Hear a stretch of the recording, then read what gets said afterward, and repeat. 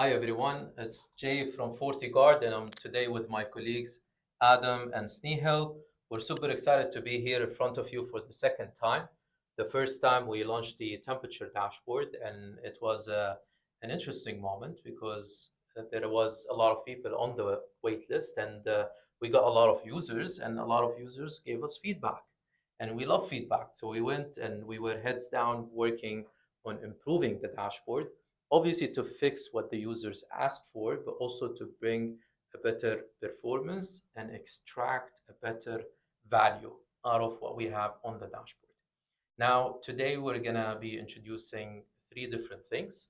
One is a better experience on the map because we want you to enjoy the truth of temperature. We want you to enjoy how you can visualize those temperatures.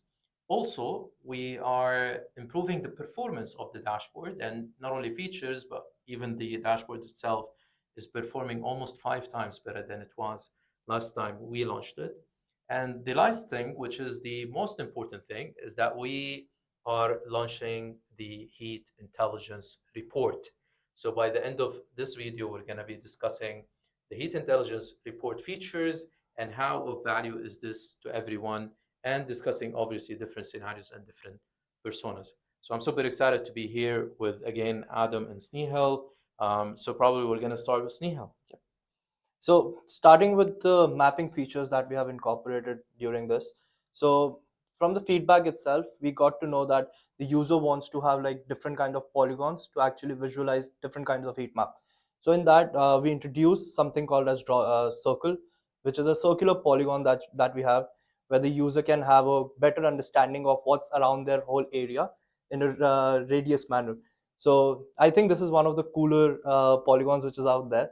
Like I think Jay's it is one of the favorite polygons that I am you a have big it. fan of this. I think I when I first enjoyed this is taking the center of the circle to where my house is, and then I started to understand around it how temperature is from a circle perspective. So really enjoyed that. I think this is really good as well for people doing business to immediately be able to locate the business at the center of their locality and then be able to understand everything around them. Yeah. So and even adjusting the size of it is pretty simple. You don't have to adjust all the vertices which are there, so which is more convenient for the user itself. So let me just start off by creating one heat map real quick. And yeah, so another thing that we have introduced on the dashboard itself is the user wants to get more out of the dashboard. So the wait time to generate heat maps have been reduced just because we are allowing users to generate simultaneous heat maps together. So this brings us to a new feature that we have incorporated called as queuing. So once the user sends a request to start the heat map generation process, this goes directly into the queue and the user has the ability of generating one more heat map simultaneously to what's already there in the queue itself. So now this heat map generation is in queue. Let me just quickly generate one more heat map. I'll do another circle then, because why not? Let's do single hour. Any time frame that you guys want to do? Let's do Yeah, we today. can do it today, All right, let's do today. which is probably another feature we just Yeah. introduced, right?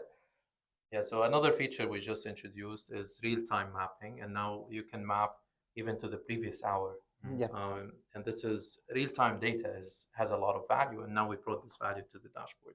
So there are like, if you can see, there are like two heat map generation in progress, and one is currently being saved in our activity history. So I'll just let this go through, and yeah, once this is done in the generation of the queuing itself, it will go into activity history and it will be saved for the user so that they can visualize the heat map later on as well. And moving on to a new feature that we have incorporated is something, a GIS feature that the user will get more value out of the heat map itself. So the user has the ability of visualizing both hot and cold spots of the heat map much better. Like they have the control of what has to be displayed on the heat map. Let me just toggle off all the cold, relatively cold areas. Now, on the heat map itself, you can see the temperature which are more on the higher spectrum of the heat map.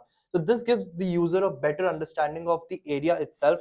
For within Washington itself, like this area is more on the hotter side of the aspect, and this is more on the cooler side of the aspect. Around the center of where they wanted to Yeah. map, and also around the hour where they wanted to discover temperature for. So I think the distribution of how you can now allocate temperature on the circle is actually pretty obvious, and it's actually a beautiful representation as well of temperature. That's true. Let me just try increasing it a little further, like the classes, number of classes, and I can toggle this off so that we will have more understanding about the spread of the data which is there. So now if you can see, like, this whole area is where the hotter region lies. So this is more value to the user itself, because like they wanted to analyze only the hotspots within the area that they were creating. So this gives a more in-depth value of a heat map to the user itself. Moving on to the next feature, like the biggest, like the hot topic of today, which is heat intelligence. Adam, on to you. Cool. So let's just jump directly into it. I'm gonna mainly start off with where we left off. And at the moment right now, what you would sort of see is in the scenario where you've sort of created this, you want to maybe understand why a certain tile is hot, right? This is where like our intelligence comes in. This is where we sort of bring the value in. The whole idea is you sort of look at selecting a tile that you're interested in, correct? And then you look at capturing the heat intelligence. Uh, I think this tile, when Snehal did it, was like 60 by 60, right? yeah. So a tile could be 60 by 60 or 100 by 100. So what you're generating heat intelligence for is that area and obviously the surrounding of that area in terms of understanding. Correct. Yeah. Now, let's actually go ahead. Currently, right now, because this is the earliest version that we have, what we offer to the user right away out of the box is looking at doing analytics on 5 different main areas. All right. The very first one is geographic information, uh, events. It could be environmental, it could be urban, and it could be anthropogenic. Now, all of these factors, in one way or the other, affect temperature. Now, to understand how they actually do it, this is where this is where like the feature actually comes into play.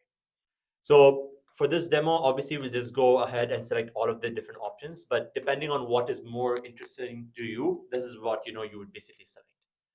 Once you've done this, again, it goes back to the same thing where we throw in the activity once again in the queue, and then we wait for it to generate. Now let's just move on to something that we already have pre-generated through our activity history that I'll just demo right now. So let's look at doing the heat intelligence for Texas. This is an area where it's more towards the outskirts, right? You have a mix of greenery, you have a bit of mix of like buildings as well. Now, coming back to what the heat intelligence report does, at the moment right now, what you'll mainly see is textual information, which is backed by certain sources, which we have from our knowledge base that we've built so far. This will be ever expanding. So like on a weekly basis, we'll be looking at adding even more sources. This is just improve our heat intelligence over and over again. And another thing as well that I would like to point out before we go into each different section is at the moment right now, we're looking at giving general intelligence. So any single person can come to our platform, use this feature and get some sort of a value out of it. We do understand that a lot of people on our platform come for a very specific use case, depending on what your profession is. You could either be an engineer, right? You could maybe be someone from a more sustainable background, right? Depending on that, you would look at getting very specific knowledge, or I should say in this scenario, specific intelligence. In the upcoming weeks, we'll be looking at introducing that. So depending on what you're exactly looking for, our intelligence will show you exactly that information. But I think this should give you a good idea of what you should be expecting in the upcoming future. Now let's actually go over the geographic information. This basically covers a lot in terms of like the terrain, the elevation, depends on if there's water bodies around, and if they are, how far are they, because in certain extent that again affects how the temperature is in the area as well.